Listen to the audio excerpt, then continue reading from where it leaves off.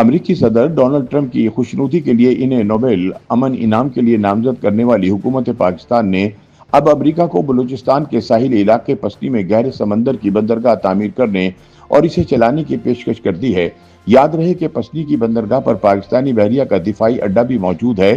پسنی کی بندرگاہ کراچی سے براستہ خش کی 200 میل کے فاصلے پر ہے۔ اس کے علاوہ پسنی سے منسلک ہوائی اڈہ مشترکہ طور پر نیوی، ایئر فورس اور سول ایویشن ٹرمینلز کے لیے ایک اہم سہولتی مرکز کی حیثیت رکھتا ہے۔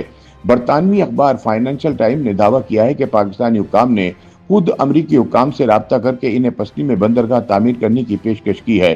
رپورٹ میں دعویٰ کیا گیا ہے کہ امریکی سرمایہ کاروں کو پسنی میں ایک بندرگاہ تعمیر کرنے اور آپریٹ کرنے کی تجویز دی گئی ہے تاکہ دونوں ممالک مل کر پاکستان کے قیمتی معدنی وسائل تک رسائی حاصل کر سکیں۔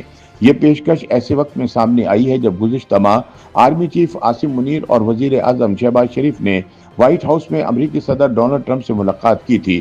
اس تاریخی ملاقات میں وزیر اعظم نے امریکی کمپنیوں کو پاکستان کے زرعی، ٹیکنالوجی، توانائی اور معدنی شعبوں میں سرمایہ کاری کی دعوت دی تھی۔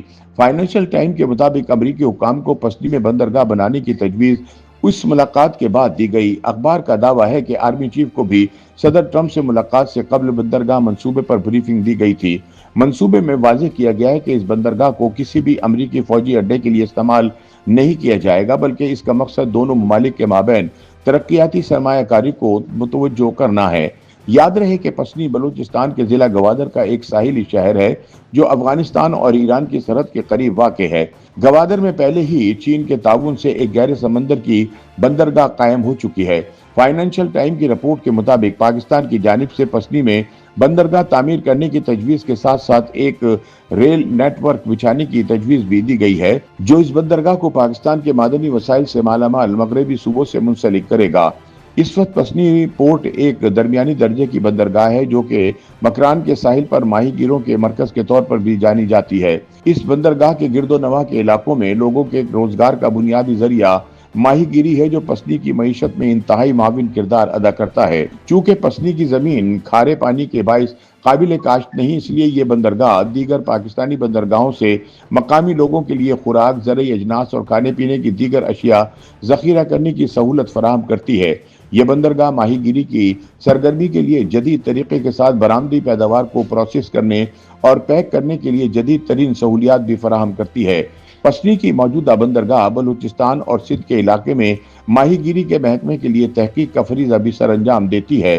یہ علاقہ برآمدی سرگرمیوں کا ایک بڑا تجارتی مرکز ہے۔ یہاں برآمدی سامان کو بندرگاہ کے احاطے میں پروسیس کرنے کے بعد پیک کر کے کراچی پورٹ کی بندرگاہ پر بھیجا جاتا ہے۔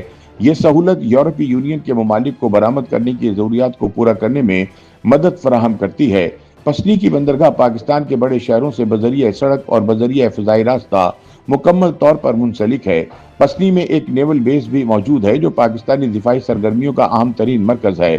یاد رہے کہ پاکستان میں بین الاقوامی تجارتی سرگرمی بالخصوص برآمدی اور درآمدی اشیاء کی ترسیل کے لیے 8 بڑی بندرگاہیں موجود ہیں۔